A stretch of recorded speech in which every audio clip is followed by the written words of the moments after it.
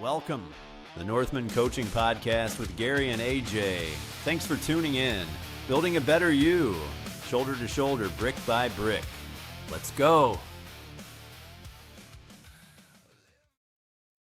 Good evening and welcome to Northman Coaching's podcast. I am your host, Gary, and I'm here with my good friend and co-host, AJ. What's going on, bud? Not much. How are you, brother? I am well. Excellent. So if you guys know that, if you've been watching, you know that we've been talking about core values for the past few weeks that are coming from the Oak Values Core Values deck that I created a few years ago.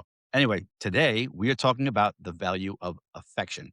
And that value doesn't really go that well with men because a lot of men think that they are above that or that that value falls below their standards. So What is your thoughts on that, AJ? So I would say there's a difference there between affection and neediness.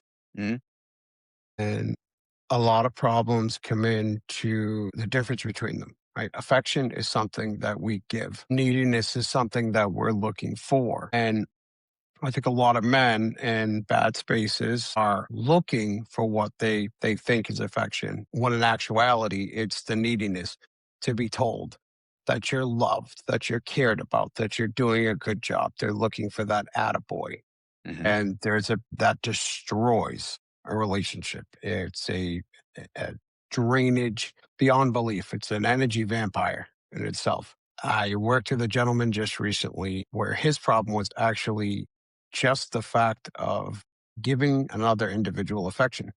And it was based off of his divorce. His divorce hit him so hard and it was still staying with him and he hadn't worked through that part yet. So he was afraid to be rejected. He was afraid to be hurt. And that's the place he had, was stuck in that moment. But I've worked with a lot of men that have the issues with affection because of their childhood. They've been hurt or felt like they lacked affection throughout their childhood and never understood what affection actually is. They saw it as the other side of it, which is neediness. Okay. So talking about neediness, so I worked with a few people in the past, and one of them, similar to what you were saying with the need to be loved or feel loved, they would do like a quid pro quo kind of thing, like I love you, waiting for that I love you back, or I miss you, waiting for that I miss you back, and then when they don't get it, they get anxious. They get why didn't you say that you don't love me? Or the best is I'll get a message and the guy will be saying, I texted her and she put like a heart next to the message. And then suddenly the heart stopped. Like it's just a text message. I mean, there could be meaning behind it. There probably isn't. You're creating a meaning and you're feeding off of that and you're killing yourself doing it. So, and you're putting something out there. So you're putting something out into the world and you're training your subconscious that there's something wrong. Absolutely. And when as men, and I think this is where the big difference with men versus women, the emotional versus logical. I think we think that we are telling ourselves something from a logical standpoint, but what ends up happening is we're creating this situation inside of our minds where, wow, she didn't put the heart this time. Or she didn't say, I love you this time. She said, talk to you later. And now we're creating this boundary in our mind. Yeah, we're creating this boundary. And now we think that there's something wrong. So now our brains are going to consistently stir on that situation. Mm-hmm. And then what? Then you're needy. Yep, exactly. You're begging. Yes. So I think that, I don't know, neediness, begging, I was going somewhere with that. I can't think of where I was going. So I don't know what I'm talking about. I'll take it for a minute. Go for it. What do you got? Crack you back on. So, affection with men really comes down to being hurt, having that fear of rejection. There is somewhere inside of that man that is afraid. They have real fear inside them. Or well, actually, no, this is still fear. It's either the fear of something like rejection or because they've lacked it through their childhood or trauma from a divorce, or they're afraid of what people are going to look at them and say. you give affection in front of your guy friends or in front of your coworkers, you're afraid that you're going to get picked on. Somebody's going to laugh at you, make jokes about how loving you are or caring you are. And I think a lot of men fall into that category as well. I talked to a guy just recently that would not hug and kiss his wife goodbye, even though she drove him to work every day. And he was afraid of the way that the men would react to it because they would bust this other guy's balls all the time because he'd always run back and say goodbye to his wife before he left for the week. Even though he would say goodbye to her, he'd get his stuff for the week. He'd go put his stuff in his truck, and he'd always run back because he had to get another hug and another kiss. He had to make sure that he gave her that affection before he left her for a week, which is a great thing to do. There was nothing wrong with that relationship. But the other guys that didn't have that type of standing relationship would pick on him for being too affectionate or for being affectionate. Okay. So now I hate to throw myself into the mix, but I personally, I would kiss my other hello and goodbye, whatever, even in front of the guys at work. But I don't believe in the public displays of affection. That's just my thoughts on that are kind of like your sexuality. Like you keep that at home. No one needs to know if you're one of the 5 bazillion genders out there or whatever you are. No one needs to know anything. That's your business. Yeah. Like, so when I was the last woman I was dating, said that she didn't like public displays of affection. And I was like, that's great. I agree. I'll kiss you. Hello and goodbye. If that's, in front of the car, so be it. But I'm not going to make out with you in the middle of a mall or something. So, agreed. Yeah. Agreed. Absolutely. Some things are meant for the behind doors, some things are not. But that being said, I think you touched on it, but a lot of men go to show that affection and they get shot down. And that is like instant fear. And I've had men who have told me all about, they were asking somebody out, or I can't remember the story exactly, but they got shot down. And after that, every relationship moving forward, they had created a story in their head. And if you don't deal with that story builds and it becomes true in your head. And that's all that matters. If it's in your head and it's true, then it's your truth. So it's something that has to be dealt with. That is true. That is true. That is something that has to be worked through. I definitely agree. Making out is definitely the type of affection that should be behind closed doors. I don't think it's appropriate that you do that. But hugging and kissing your significant other goodbye, and running back and even giving them a second hug and a kiss goodbye, there's nothing wrong with that. But it boggles my mind that men get fearful of other people picking on him for it or other people making fun of him for it. That part boggles my mind because that's a whole different aspect of fear. And now you're taking that into your relationship, which can be very harmful in that aspect of things.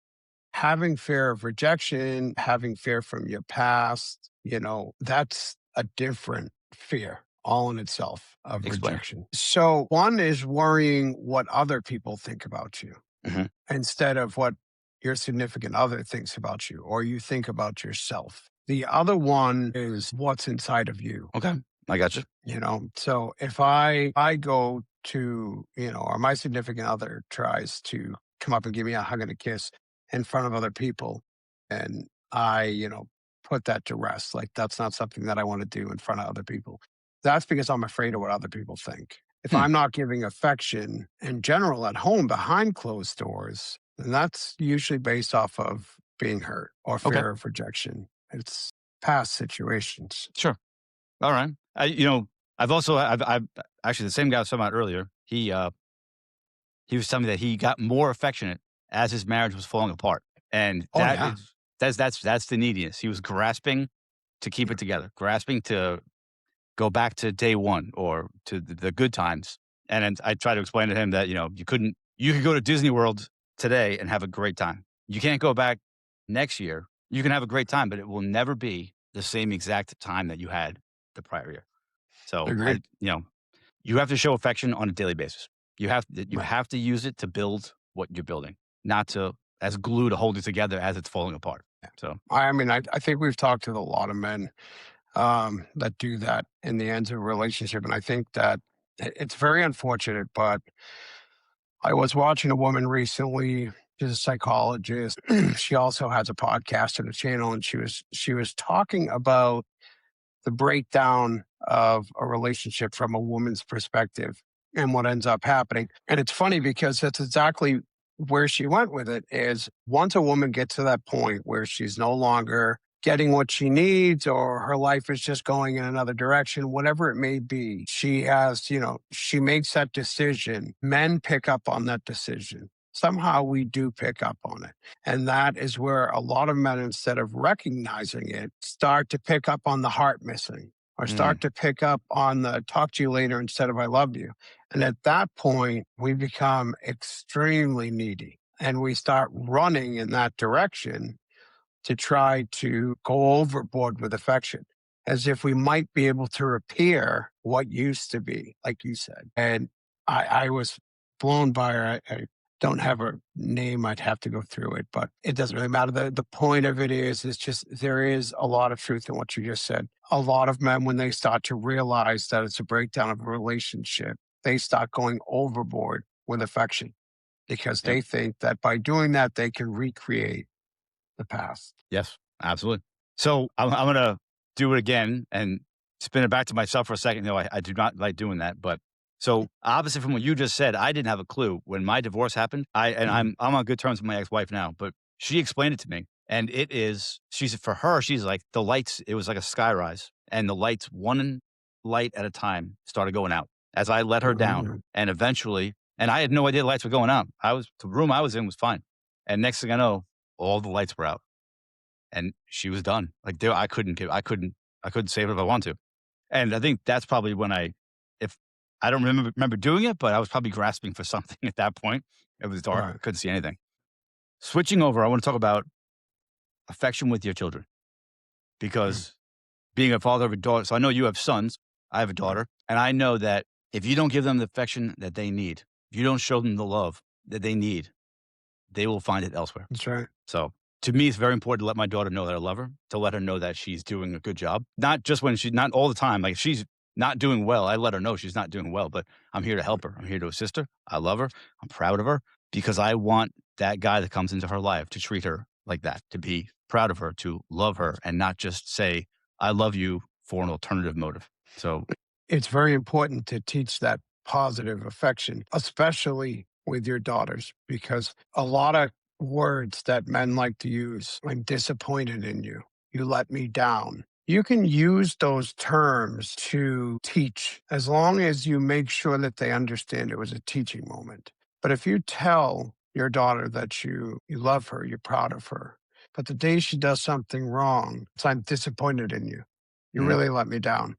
You're teaching her that it's okay for a man to be back and forth. You're teaching her that it's okay to not just get the good, but to get the bad side of men. And like you said, when you don't deliver what your children need, they will get it elsewhere. Young ladies grow up to go after what they've received as children. If they get from their father, they can get all the good in the world. But if there's splices of bad in there, where I'm disappointed, you've completely let me down. Like, I don't even want to see you right now. Like, you have that negative aspect. They will accept that negative aspect just the same when they go out into the world and they have their partner. It's important to make sure that your affection is very consistent. You always explain, even with the boys, believe it or not. It blows my mind. I always wish that I had a daughter, but I didn't. I have 5 boys instead. But it's unbelievable the emotions that go through. I don't remember it. I don't remember going through puberty, but it's amazing the emotions that these kids, these boys go through. I don't know. Maybe it's just nowadays, kids nowadays. I don't know. Or maybe we went through it too. We just don't remember. Pretty sure we probably went through it. Yeah. But you touch on same ideas and you hit those emotions so hard. Affection is so important. If you don't give your sons affection, then all you're doing is hardening them. You don't want to harden young men. If you harden them as young men, especially during those real pivotal years, they're going to grow up to be just bricks. And they won't be able to show affection. Shut off. Right. They will not be able to give affection to anybody. It's so important. The cycle. And we must break that cycle. And as we work in the brotherhood, we teach even as brothers to make sure that you still give affection, even to your brothers in the brotherhood. It's important to say, wow, you're doing a great job, brother. If it's real, if it's authentic. Grounded, yeah, of course. But it is important to have that. Men think that it's not okay to have affection with other men. And that's where a lot of fathers go wrong with their sons, because they want their sons to grow up to be these tough men, right? Right. A tough man is not a fighter. You want a strong man. I'm sorry. A tough man is a fighter. You want a strong man. A strong man is not a fighter. A strong man is grounded. A strong man will give affection, understands affection, and doesn't go looking for it. Like you said, when we give our children affection, they're not out looking for that neediness of affection, because they're going to get it somewhere else. Okay. I'm going to disagree slightly. Go for it. Tell me. So a grounded man, from what I got from what you just said, he's not a fighter. Right. You don't want, no, not a grounded man. You don't want a tough man. You don't want to raise a strong man is a young grounded man. A tough man's a fighter. Right. But if I'm strong and grounded and I need to protect my family, then I can fight. Sure. The ability to be able to do something, though. So the tough guy is looking for the fight person. Right. Okay. A tough guy is that person. A tough guy is a brick wall. Okay. He is a shut-off individual from the world. I got you. You want a young man that, of course, has the ability to protect his family. Okay. Now we're making sense. Now we did. All right. So on a. This isn't just a book you read. It's a book you feel. Joel Rosario pulls you straight into the heart of a man wrestling with love, loss, identity, and the ghosts that don't stay buried. The writing is poetic without trying too hard. The characters are flawed in all the right ways, and the emotional weight hits with that slow burn that sticks. He lets the pain breathe. He lets the beauty bleed through. And he shows with a songwriter's touch how a man can break and rebuild himself without losing the heart that made him worth loving in the first place. Available now. Lighter note. Correcting that. Before we continue any further, if you guys are looking for a lighter podcast than this episode, check out Sessions and Lessons. The hosts are Glow and Joel Rosario, and they are two friends of ours, and it's a great podcast. It's a little self-help, a little small talk, I don't even know. They have good conversations. So check them out, Sessions and Lessons. They are on Spotify. They are on all major podcast platforms, and they release 2 episodes a week. They have double what we do, sort of. That's actually not true anymore. Every Wednesday and every Sunday. So check out Sessions and Lessons. And Glow Rosario has her own podcast that comes out every Friday, and that is called Glowing Off Script. That's a little bit more deep. She gets into a lot of personal things. I'm going to leave it there. Just check out Glow on Glowing Off Script every Friday. She's not on all major ones. She's on Spotify and iHeart, I believe. Yeah. Definitely Spotify. So check that out. They are both. Yeah, check them out for sure. They are amazing, dynamic duo together. Yes. And Glow gets into some good stuff. She does. And before we get back to our show here, Joel has a book out. It is called May December End. So if you guys haven't gotten that book or heard of that book, check it out. It's on Amazon. It's on Kindle. It's Nook, Barnes & Noble online, I believe. And I believe he just said that I think he told me that Glow dropped off a bunch of books at the library. So now they're at the library. I don't know if they let people borrow them, but whatever. Throw them in the book drop, see what happens, right? That's awesome because it's an amazing book. It's an amazing book to read. Such a dynamic story, a man's life. It is amazing. It started off as his own help. It was his own journal, his own way to get through things in life, and he was generous enough to turn it into a book and share his pain with the world.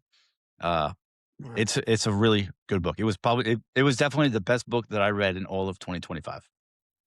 So anyway, agree. Back to where we were in our show, which I forgot. We're talking about affection with kids. Oh no, we were with affection with the brotherhood.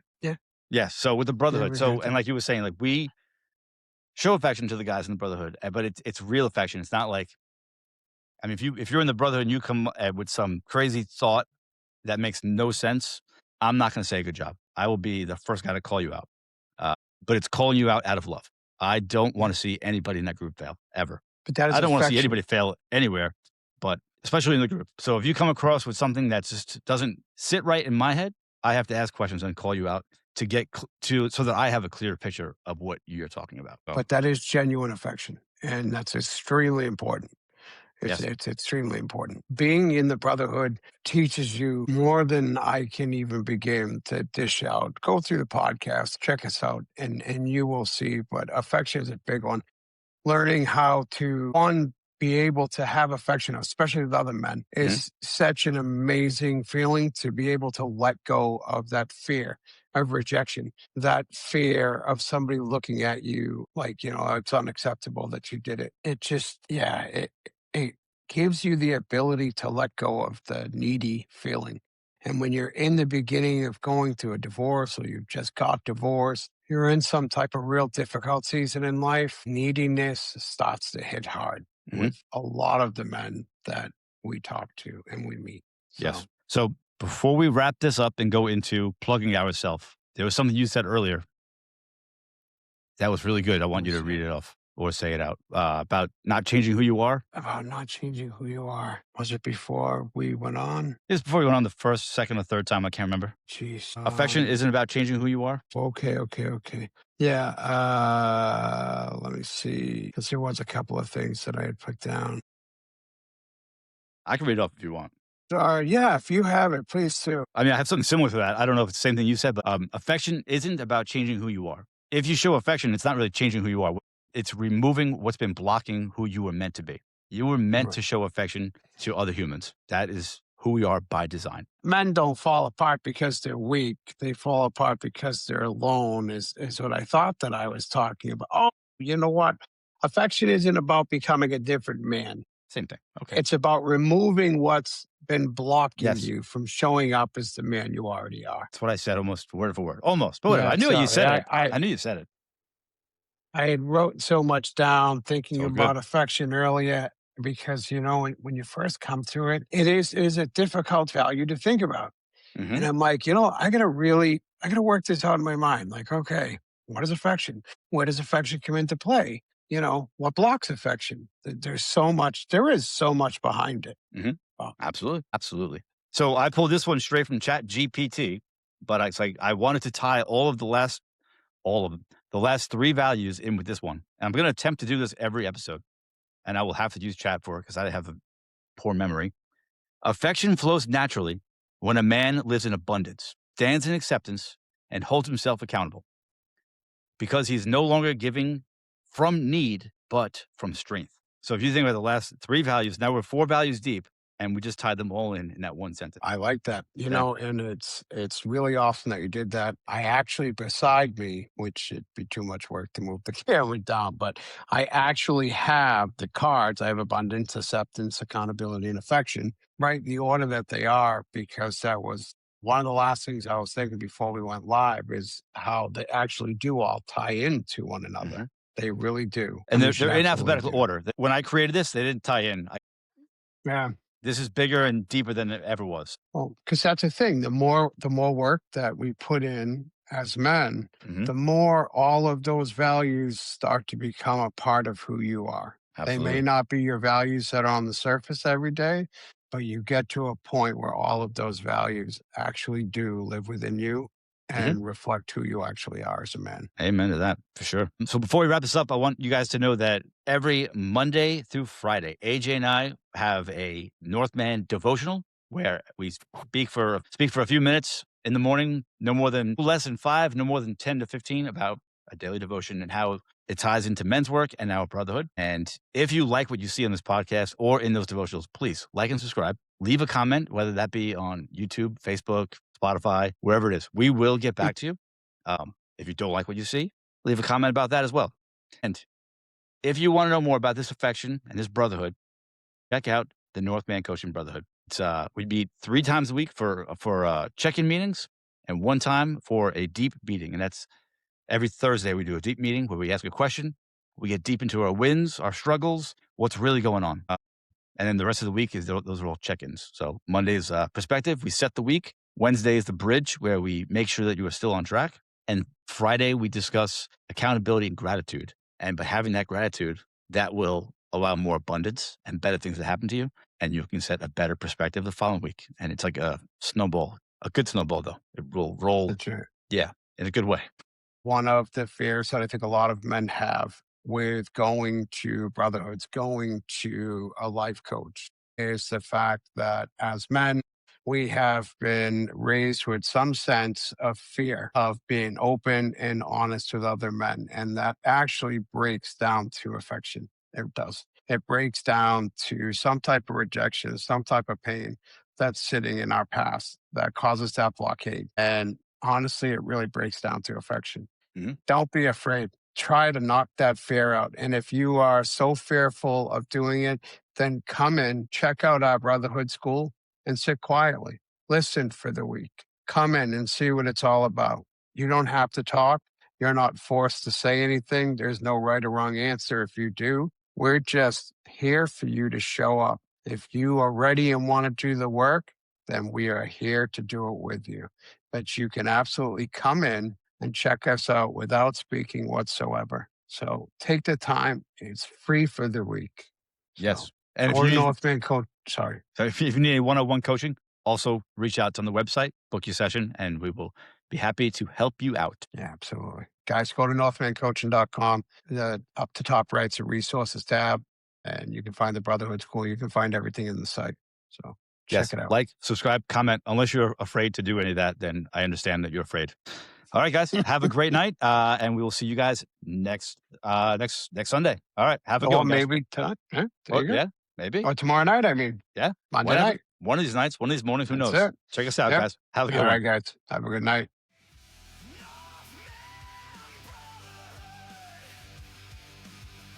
"7 days, no obligation, just 7 days for an opportunity to make yourself a better man. Divorce, hardships, we all have or are going through it. You are not alone. Join the Brotherhood. Northman Coaching on School. Stop by today and begin the journey. Shoulder to shoulder, brick by brick. Nothing to lose, everything to gain. You are worth it. Join today.